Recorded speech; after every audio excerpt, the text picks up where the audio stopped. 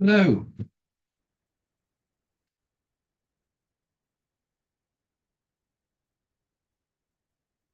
good afternoon, everyone. Welcome to Euro Youth Mental Health's bi-monthly town hall.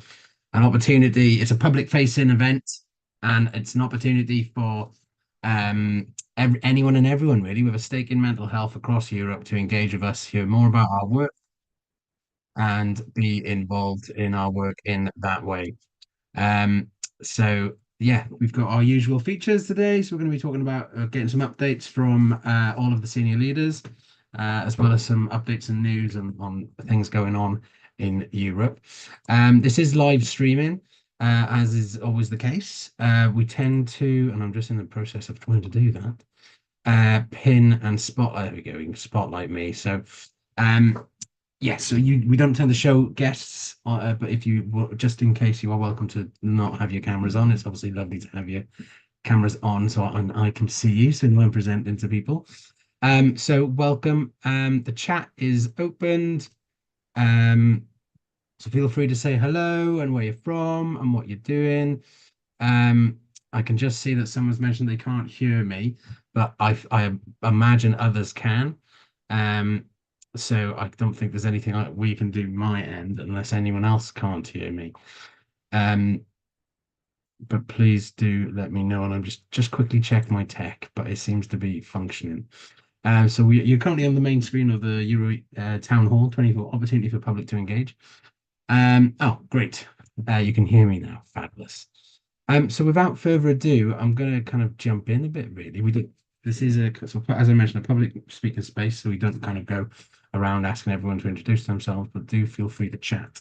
Um, I am the only senior leader here today, so I will be presenting mine and Anna, our Chief Operations Officer, and TJ's Chief Youth Officer's updates.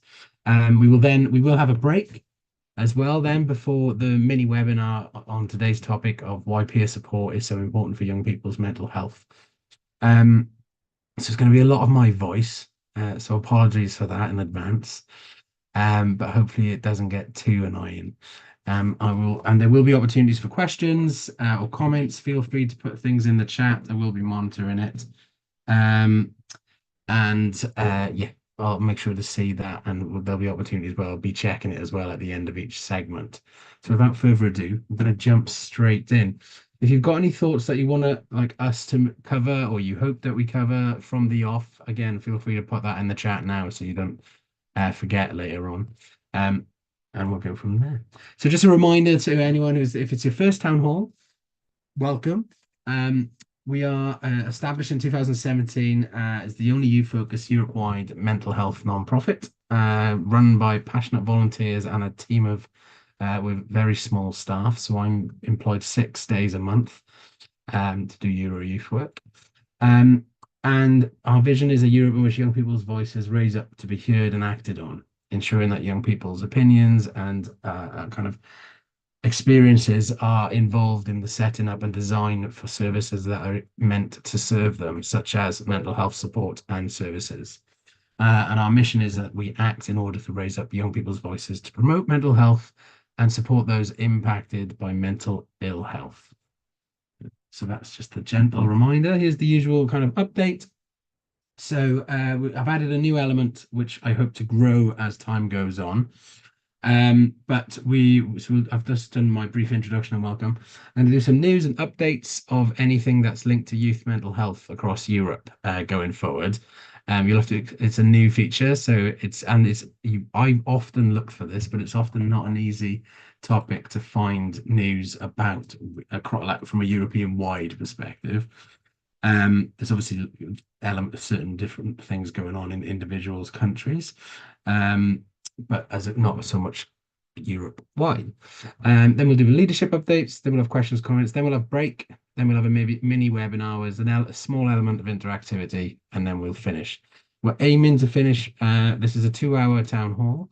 And you can ask us questions, or me in this case, about anything you want. It doesn't have to be something I've talked about. When the question opportunities for questions and discussion comes up, just to remind you of that. So just some news as I'm doing this, I'll be putting some what's it called? Links in the chat for you to read more if you want. These are the main things I found. So the one on the right is quite an exciting opportunity for youth leaders and or youth workers. A training, Erasmus training being put on in Lithuania on youth work and mental health, excuse me. I'll put the link for that in the chat here. So we'll be sharing some opportunities for that. If you did want to go, and so it's fully funded, but sometimes there are small minimal costs as well involved, which if you wanted to go and represent Euro Youth Mental Health, we would happily help support you with any of those little extra costs, as well as offer kind of mentoring and holistic mental health support in your experience going to something like this, because it can be it's quite nerve-wracking if you when going abroad and traveling, especially if you've not done it before and meeting new people. So that's quite exciting. And then the other thing I've shared about is the comprehensive approach to mental health. So the Commissioner of the European Union, Ursula von der Leyen, set out in 2022 to kind of really readdress mental health, I guess, as a European wide subject matter. So there's something called the comprehensive approach to mental health, and the link to that is here. Um, and you can read lots more about that program. It's very wide ranging. It does only cover EU. Obviously, there are lots of countries who are currently invited to be members of the EU or on the waiting list for the EU, or like the UK, have left the EU but are now trying to get better relations with the EU. So I'm a firm believer that these sorts of quite wide country spanning programs impact everyone in those regions, not just those who are necessarily involved specifically there. So that's the page where it's got more of a broad overlook. And then what you can do is they release, I think it's every 6 months, they release an update basically. So they measure everything on what they call the Eurobarometer of different elements. So I've just put the link to the most recent one here, where you can see sort of some of the details on what EU citizens think is important to achieve good mental health, and they kind of ask for these responses um, on a regular basis. But on that website, you can find kind of countries broken down, so you can look at your own country where you're from, and more wide-reaching reports on your specific piece of country as well. I've put some of the bit. Oh, something's gone wrong with the format in here. There's a nice infographic you can read as well, which is much easier than reading a massive wide report. But one of the things I thought was quite interesting here is this little graphic by here of mental health problems are more prevalent in younger age groups from the work that they've been doing, which isn't necessarily a surprise to us at Euro Youth Mental Health. But you know, there's also a lot of conversation around these things, whether that's because young people are maybe a bit more aware now about mental health and therefore talk about it a bit more, and that type of thing as well. Because you know what, my 60-plus-year-old dad doesn't talk about his mental health at all. So that might have something to do with it as well. Um, but yeah, you can have a look at that in more detail on your own. What I'd like to invite anyone who's here is to at these town halls. I want to invite people to come with any news or interesting stories about youth mental health that you'd like to share with us. Um, if so, it could be something specifically from your country. I could easily have put loads of things on here about the UK, as well as some other small stories from various other countries. But I don't think unless you live in that country and speak the language of that country, it's very difficult to find the real stories and the real news from those countries. So going forward, or if perhaps you've seen something today or recently, feel free to pop something in the chat for others to see as well. But yeah, I hope you found that a bit useful.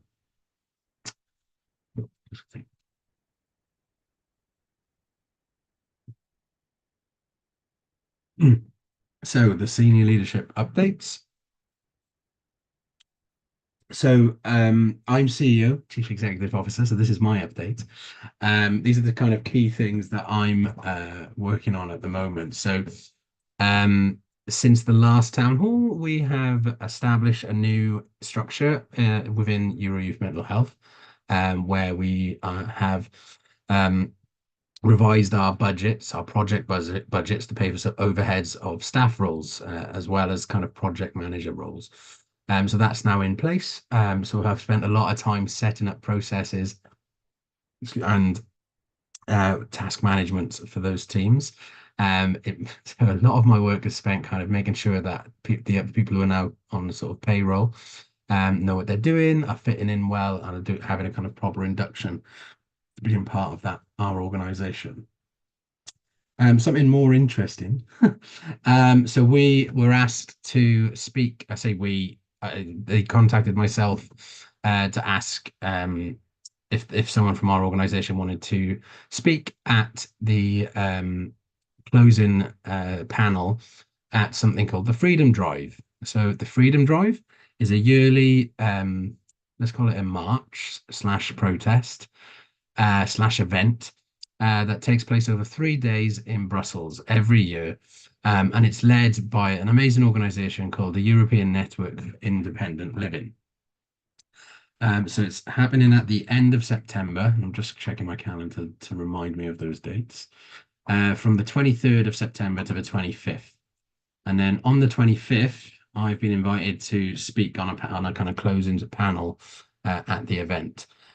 Emil's work is very much based on the idea that everyone should be able to live a life independent of services, and works on the kind of social model of disability, which means that it's not that you don't have a problem, I don't have a problem. It's society that has the problem, and society needs to be able to be more accessible to all of us in our different abilities, different nationalities, different religions, and be more inclusive for everyone. So over those 3 days, there's talks and marches, and so I'm missing the march, unfortunately. I have been before a few years ago. It's great fun. If you are around Brussels during those days, it's worth checking out. Um, I am just going to pop a link to that as well in the chat. There's a whole string of activities going on from various people in the community, sort of our disability community. And you can find that there. So I'm preparing the talk that I need to give at that. And then lastly, we've recently got a new trustee who's a lot more switched on with kind of governance and those types of things. And so me and him have been working on our application to become a charity in the UK, so charity status is like NGO status in most other countries. We are what's called a community interest company at the moment, which is a small charity, basically, that only earns up to around £10,000 a year. But to be a charity, you need to earn more than that. We now do at the moment, anyway. So we can apply. And we have recently found out that we can apply with a special measure, because we thought that we needed to have a particular set of trustees in place, the chair, secretary, and treasurer. But I've recently found out that we can apply with 3 trustees generally. They don't need to be in specific positions, which does mean, because we have 5 trustees currently, but so that does mean that we can actually now start the process to apply to be a charity in the UK. So I'm throwing myself headfirst into that through September with the rest of the team, which is quite exciting. So watch this space. We will be making some form of announcement if and when that all happens and goes through. Yeah, so those are my kind of key things that I've been working on at the moment. So that's quite exciting to be getting involved in that. So as I mentioned, our team. Okay.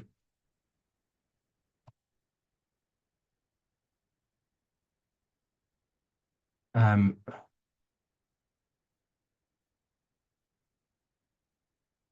okay, sorry, I had a moment where I thought I wasn't sharing for a minute then, because it's still asking me if I want to share something on my other screen.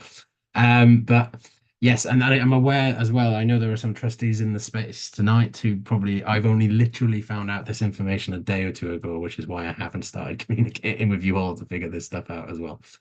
Um, Yeah, so as I mentioned, Anna, our Chief Operations Officer, can't be with us tonight due to health reasons. She's okay, but has an appointment.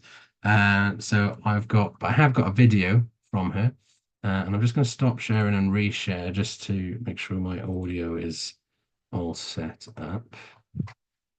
So there we go.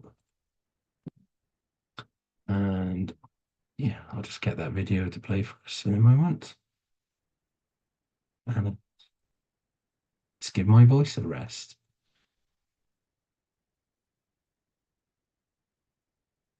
Hello, firstly, thank you for watching my video. I'm sorry that I cannot be there in person today. Unfortunately, I'm having to do other things and cannot make it due to appointments and other things scheduled, for which I'm really sorry about. Firstly, I want to talk about things I've been working on over the past 2 months. So I've been organising and setting up regular trustee meetings so that we can talk to the trustees we do currently have on our board, which is about 5 members at the moment. I've been working to finalise the Sensi money. When we can officially announce that, we will be, but we have received confirmation of the amount, but we cannot officially say that at the moment till they share it on their public domain. But we are very excited about that, and we'll be doing some work in the future to decide what we're going to spend it on and how we're going to use it to grow Euro Youth Mental Health. I've also been working on the trustee inductions and training opportunities that we can give our trustees. I've been working to develop some pathways for them to follow and use, and also been working on recruiting our chair and treasurer for our trustee board. This has been really important work, as without this chair and treasurer we cannot become a charity, which is in our future development plan and something we really need to work on. So I've been recruiting trustees and working out what we can do with them, and utilising when we can do trustee interviews, etc. So I have, moving on to what I plan for the next 2 months, we will be doing trustee interviews over the next few weeks, and this will include for both chair and treasurer. We've got some exciting candidates, so I believe we will be successful in selecting a chair this time round and a treasurer this time round as well. I hope some of you are here this evening, but if you have been unable to make it, hopefully we can catch up soon, and I will be in touch in the next couple of weeks to invite you to an interview date. I'm also going to be doing some business development stuff, so looking at our policies and our procedures and ensuring that we're getting the right money that we've invoiced for, and developing everything we need to become a charity, so working to ensure that we are fully ready to go when we have our chair and treasurer. So I'll be doing some of that, just reviewing what we've already got and seeing what else we need to add.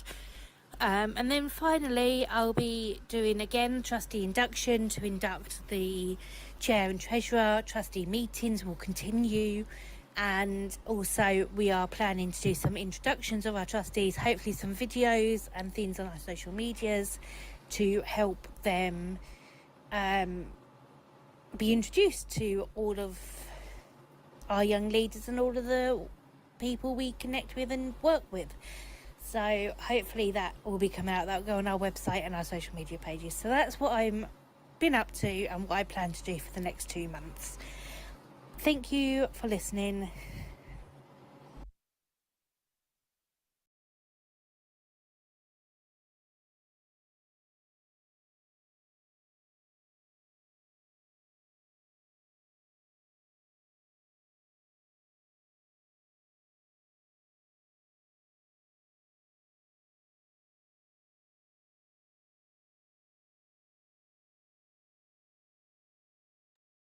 Nick, you're muted. Thank you, team. I am muted. You're right. Welcome. Thank you, Anna, is what I was saying. I know you're not here, but this will be left on our YouTube, so maybe you'll see it there. But thank you, Anna, for the update. And as mentioned in the chat, this news that I just shared is very, very new. And Anna made this a day or two ago, so she's not quite. She doesn't know the new thing that we found out about trustees needing to be in place. That being said, we do obviously want to get a trustee and a treasurer very soon. The trustee chair and a treasurer, sorry. And so the chair element is looking very promising. We're now sort of on recruiting again for a treasurer. So if you know anyone who's interested in finance and or has financial experience and has a kind heart and would love to dedicate some time to helping out a worthwhile cause, then do put them in touch. And now on to TJ's kind of update. So TJ's the chief youth officer, so his focus is a lot on kind of engaging with our groups of young people. And one of those methods that TJ's trying to develop is called a fika. A fika is a Swedish word, um, and it's kind of a way of bringing people together for friends and to hang out in a really kind of chilled and informal environments. It's like going for a coffee and catching up and talking about particular issues. We of course, so this is kind of our Fika's peer support. So we're setting that up and learning about how to run those whilst sort of trying to get our young leaders and young experts that are currently on some of our projects involved in attending and giving him feedback on how they're finding that. So that is currently going. As well as that, he's then looking at kind of what organizations we'd maybe like to link up with and become members of, which one of our young leaders, Philip, who's here today, I'm sure, is putting together a piece of work to help then TJ move on to kind of potentially reach out to those people when it's ready, but ultimately trying to really make sure that with our small budget, that if we are to pay any money to join an organization's membership program, that we are doing it with getting the best for our money and more importantly, the best for our money that will influence and help young people and their mental health and our co-production work across Europe as well. So that's currently ongoing and TJ is going to be leading on that. And then lastly, TJ will be kind of creating a specific strategy on our youth engagement. Probably he's starting to put together a plan now, and then we'll be doing that next year. And part of that will involve recruitment to our young leader program. We currently have a small group of young leaders. We have had large groups of young leaders, but we've gone through a lot of transition in the last year. So we haven't recruited for a while, and naturally people move on. Our young leader program is for young people across Europe with lived experience of mental health problems to volunteer at Euro Youth Mental Health, both as lived experts by experience and as kind of talented, creative individuals of professionalness. And so, or the backstage work, as I call it, helping out with the backstage work. TJ is going to be looking to kind of start creating something of that nature, again, which kind of will work closely together on that as well. So those are TJ's kind of outputs and things that he's currently been working on. And that brings us to the end of our senior leader updates. Are there any? I've gone off the share screen now. Are there any questions about anything I've talked about or about anything at all when it comes to Europe, youth, mental health, and all that stuff? If not, we'll have our break.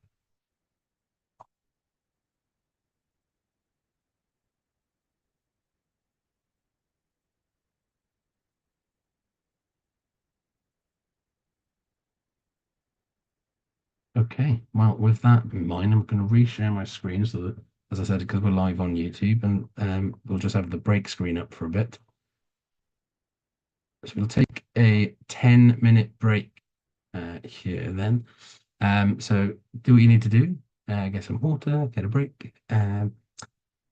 And I'll see you back here at just after 10 past the hour, wherever you are. See you in a bit.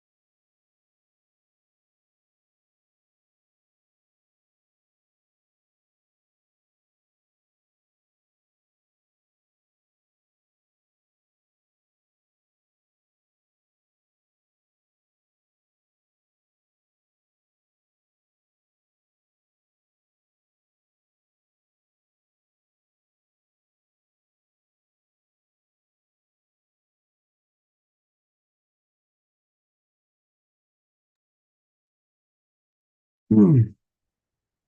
Hello and welcome back to the Euro Youth Mental Health Town Hall, everyone.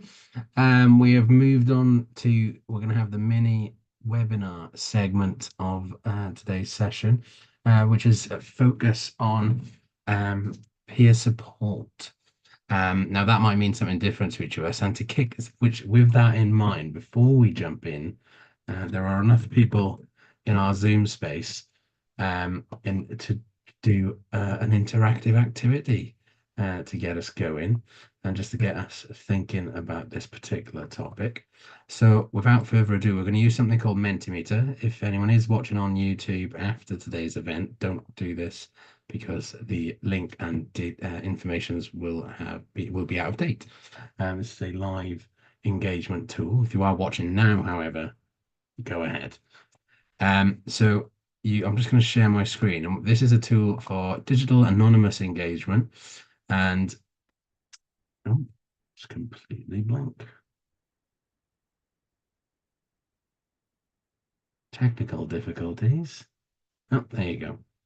Okay, so if you go to www.menti.com on any browser, that can be on Google, Google Chrome, Safari, Windows Edge, what else is there? Mozilla, does that still exist? And type in the code 81090684. And there's also a hyperlink in the chat. So you can do this on your phone or on your browser, on your computer, on your tablet, however you're joining us today. I put a direct hyperlink in the chat if you want to do that for ease. Yeah, I'd just like to sort of get a gauge, and you can put as many answers as you like. If you want to put loads, it'll make it look like there's more of us here. I'm joking, of course, because at the bottom right of the corner, you will see how many people have engaged. Um, so what does peer support mean to you? And we're aware we've got a few different nationalities in the space today, which is always great. So I think it's always interesting having these conversations with that in mind. So we've got feeling supported by people who can empathize with what you are going through, feeling understood and heard. Whilst people are thinking about this question as well, I'm going to, the term peer support, obviously this session is delivered in the English language, which isn't everyone's first language. And so words are a very important element of our kind of exploration and discussions around mental health because they can mean very, very different things. And the word peer just on its own stands for someone like you, your peers. You might hear that term in the workplace as well. You want to impress your peers. Peers being kind of the people in that particular community. So an example could be, I don't know, I'm part of a running community, so they would be my running peers. I've got friends from being a dad, from dad's groups. So, they're my like parent peers, other people who are doing things similar to you, and they're in your circle. So we've also got sharing experiences in order to navigate problems. A type of support provided by individuals who share similar experiences, challenges, or circumstances. It's based on mutual understanding, respect, and shared experiences.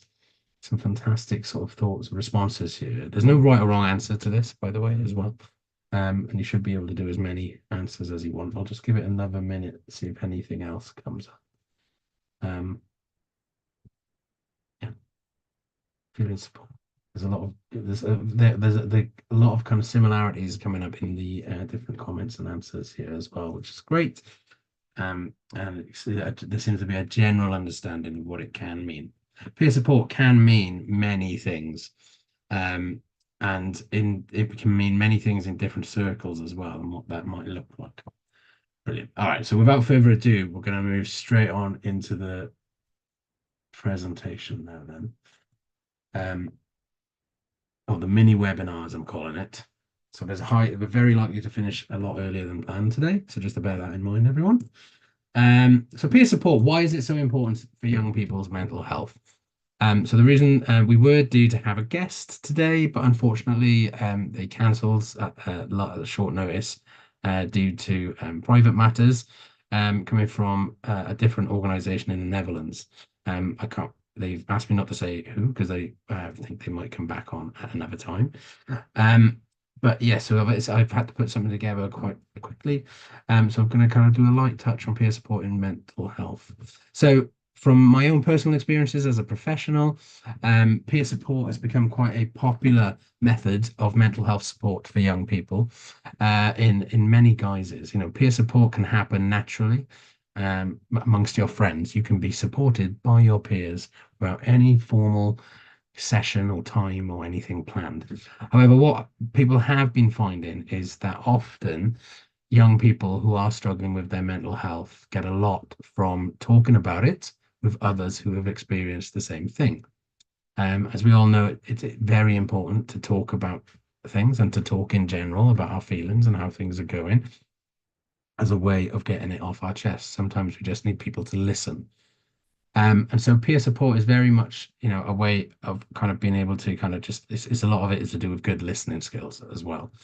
But knowing that someone understands and can empathize, like someone mentioned in the Mentimeter.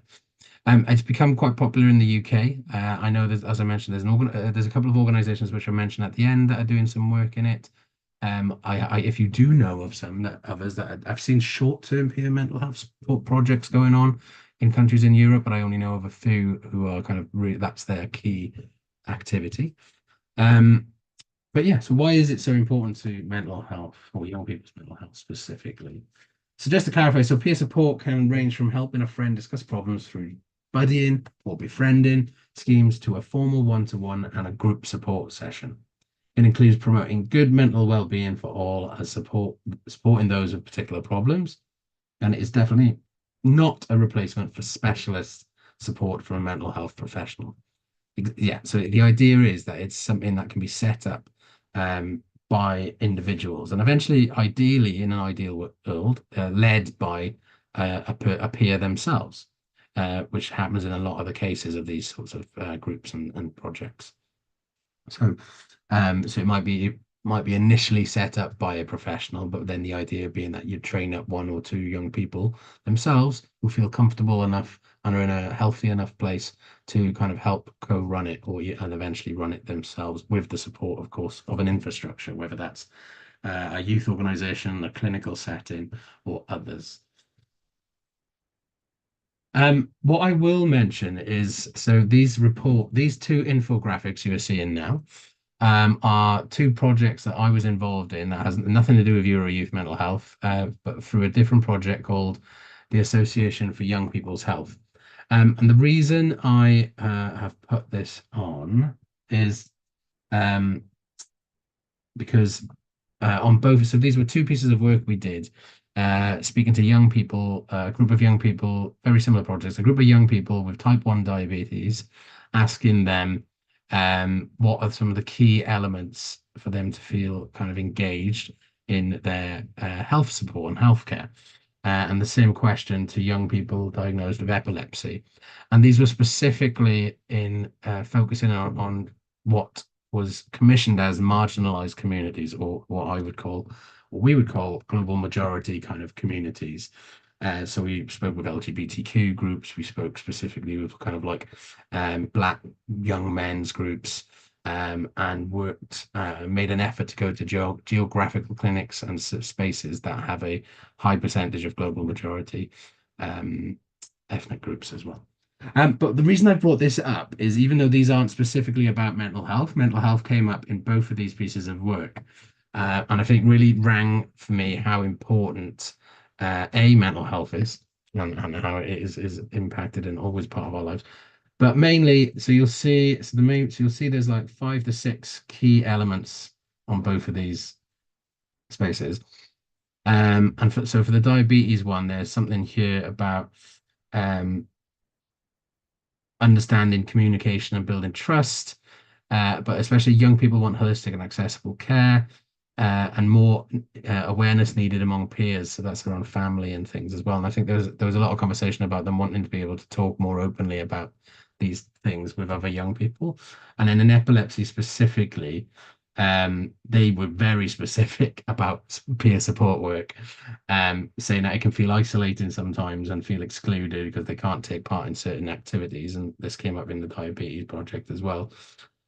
So, kind of doing activities and or camps. I think someone mentioned they did a camp with a group of young people, all diagnosed with epilepsy, like a weekend trip.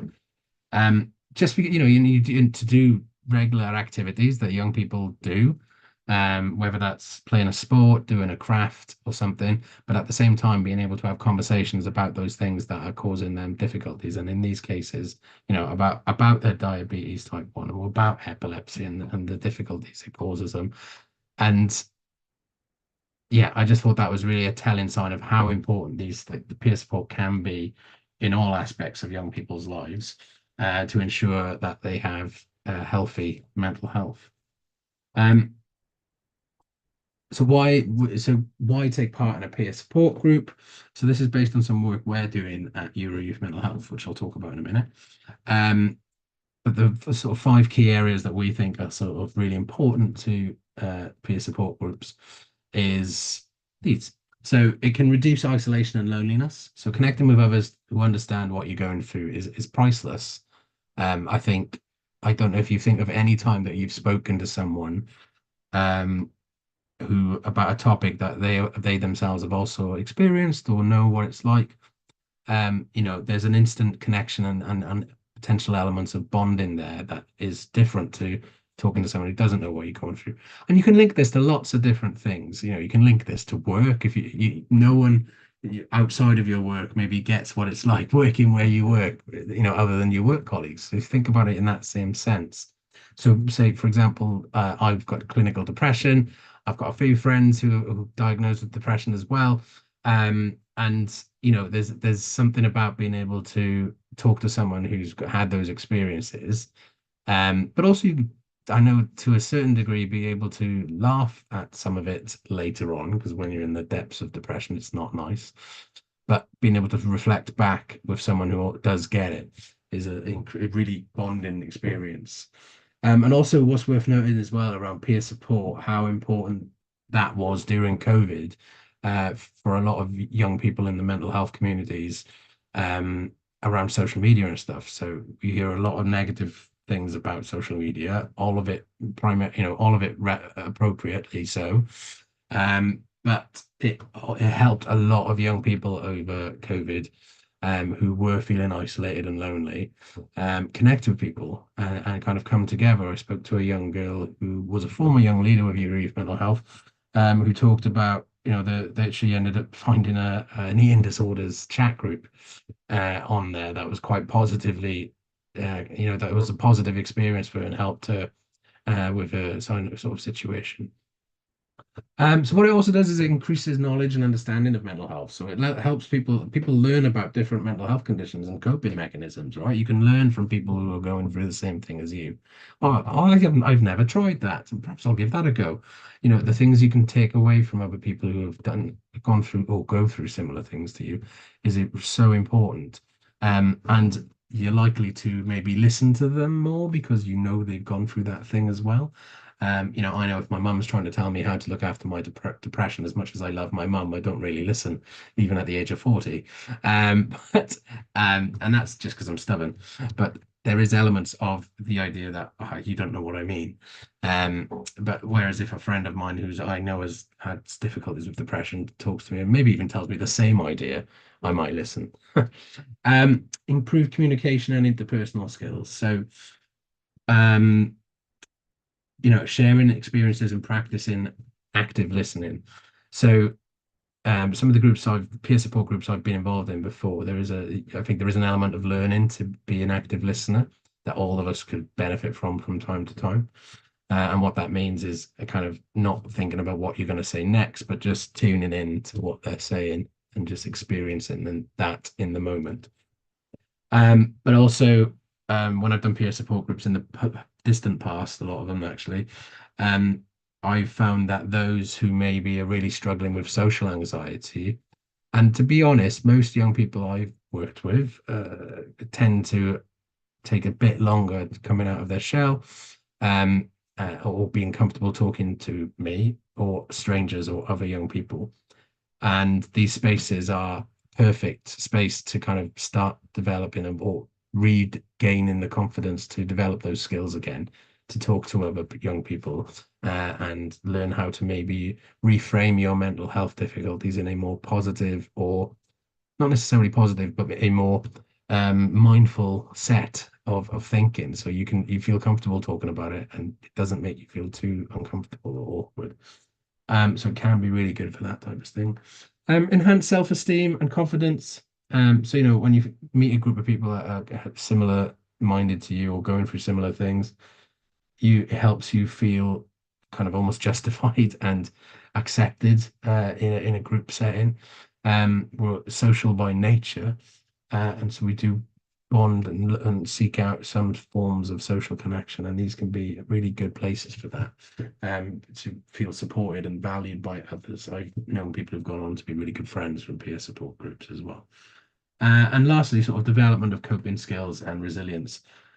So learning how to manage stress, anxiety, or other challenges. That's quite specific to something we do. That isn't always something you need in a peer support group, I don't think. Um, where, but I think there's something around doing something creative and maybe trying to even just discuss ideas of those sorts of things. How do you manage stress? How do you manage your anxiety? Which, links back to the second point here about increased knowledge and understanding of mental health and that type of thing. So yeah, as I mentioned, we and that's what the FICA is that TJ runs. It's aimed primarily at our young leaders and young experts who work on our external projects. But we are, but staff are invited as well. They're every second Sunday of the month, and yeah, they help. It helps us it helps the group keep bonded, helps us work better together, helps us learn from one another, and gives us insights. I think I've spelled that wrong. Into how we manage our well-being, which, as I mentioned, is really important um, in kind of how we can help each other develop going forward. So I'm going to put some more links in the chat for you here. These are some organizations across Europe that I found that are doing a variety of different types of good peer support work. At Ease in the Netherlands have done loads of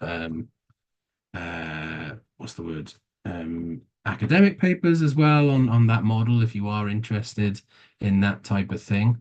Mental Health Perspectives is an organization in Lithuania, and they've done a couple of things around promoting peer support groups. So I've just put that chat in there. And then Anna Freud, organization I used to work for. I know do a lot of work around training professionals and teachers in kind of peer support methods and how to set up peer support programs in your school and other things like that. And there's some useful resources there if you wanted to try and have a go at setting something similar up in your sorry, I'm chuckling because my dog's coming in and out of our door. My partner's just closed the door. Yeah, if you did want to try and maybe set something up at your university, at your school, at your youth club, or anywhere really, I think even though this stuff is aimed specifically at setting them up in schools or colleges, I think it applies more to any space really. And just put that in the chat as well. For you, anyone watching on YouTube, these links are going to be put into the YouTube video description. So feel free to go check out all of those, as well as the news items from earlier. And that brings together our very short mini webinar on the importance of peer support. I'm going to stop sharing again here. I'm going to take a short drink. But does anyone have any questions about peer support or anything that we've talked about today, really, or anything about your youth mental health more broadly? This is meant to be, there is a structure to the town hall, but a town hall is meant to be a space of support and challenge. So I welcome any or all of the above if you have any questions or thoughts, etc.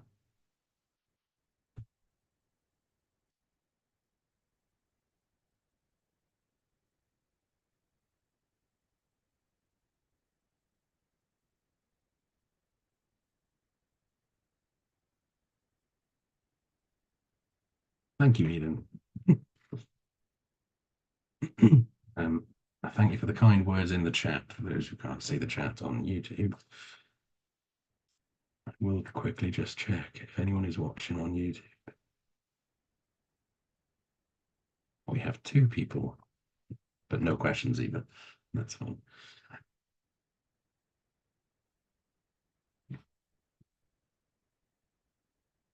So we've got one question in the chat from Ariejo Gross. I hope I'm pronouncing that anywhere near right. Um, which countries in Europe do you find need our services more? That's a great question. So if I'm being very blunt, I think the further more it's very there are definitely less it's definitely less visual. You can't find mental health services or especially co-production, co-produced work is of a lesser element of in sort of in Southeast Europe and East Europe.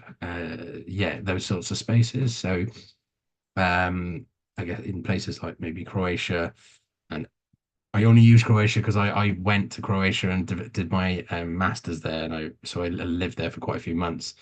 But, kind of former the Balkan countries and those sorts of spaces. I don't think they need our services per se, but I think it's a case of, what often gets referred to is how much mental health is talked about in the media is what young people see as a telltale sign about how okay it is to talk about mental health and how okay it is to be open about their mental health problems. And again, from knowing people in Croatia and from kind of Bosnia and those spaces, it's not something that people really try or want to talk about that often. And they're very strong-minded and strong-willed. Again, very much generalizing because everyone's different. But then you look at, I think from a co-production services, so one of the key components of our work is that everything we do has to be co-produced with young people, or at least in the guidance, and we've been given guidance and direction by them. Um, and I think that's kind of continent-wide is still a concept that we're still teaching and having to finding barriers to. Um, yeah, we did a piece of work with Who Europe from 2022, which we kind of finished in 2023. And even they had nothing of that going on around their mental health work, and we helped set that up for them. And now you'll see them all over LinkedIn talking about their youth engagement work, uh, which, but is the kind of that you think of like institutions like that have the resources. um, you'd think that that kind of youth co-production elements would be first and foremost part of their work already, but they're often not. So I think it's still early days across the continent. Though I know that, and I'm not just saying this because I'm British, but other people have told me that the UK is looked at as a country that's a bit ahead when it comes to talking about mental health and the work that it goes on in the UK about the mental health. Um, but yeah, I'm hoping that as we grow as an organization, we're going to be learning more about other countries' kind of promotion of mental health and what they do to support young people's mental ill health as well, and how they ensure that young people are part of those conversations themselves. So it's a very broad answer, but Europe's a very big and place with lots of variety and difference and cultures and attitudes, especially when you take into a consideration asylum seekers and migrants, which we did a piece of work on a year and a half ago, and we just released our report on that with the European Council of Europe, sorry, not the European Union. That's on our website, and that and it's that's another kettle of fish as well, because then you've got cultures and religions and things from different areas of the world being needed to be talked about and more open about in Europe. But yeah, thanks for the question. Uh, yeah, nice to think about. Um, any other questions or thoughts? Oh, again, remember, challenge and support. I'm happy to be challenged if need be. Perhaps I don't need challenging. If there is no more, I'll bring the town hall to a close an hour earlier. Um, Hopefully over time this will develop, and it's the aim is that or anyone is welcome here, young people, professionals, and as we grow, this audience will grow. This is we have had events where we get had quite a lot of people at us. But any feedback on this particular town hall style event, do let us know. I think something I'm going to be looking to introduce from next time, which will be in October because they're bi-monthly, and maybe you want more of them. Let me know if you think more of them. Is I'm going to start a segment where a young person from a different country in Europe comes and kind of gets interviewed by me, like a talk show, on their experiences of living in country X and managing their mental health. So the idea being that every kind of session will be a different country, and we'll build that catalogue up over time then of stories from different countries in Europe, which I'm very excited about. Yeah. I think people will be interested in that. If not, let me know. But if you are, let me know. Cool. All right. Well, I will close this town hall, Hammer. That's what they would do in a normal town hall back in a village hall in the UK. Um, Thank you, Eden. I'm sure you would. So I'll be looking forward to me working and speaking to you all again soon. Reach out. We will be doing another one of these in 2 months. So please, I think you can. When you registered on Zoom, you should have been able to select all dates if you wanted to come. This will be available to rewatch on YouTube. I'll probably edit it a bit. But you can also please do share this with colleagues and other people that you work with. Just spread the word about the work that we do. We are Europe's only youth-focused mental health non-profit. And so it's really important that we get our voices out there so that young people's voices get out there more as well. So yeah, have a lovely evening all. Take care and speak to you soon. Bye.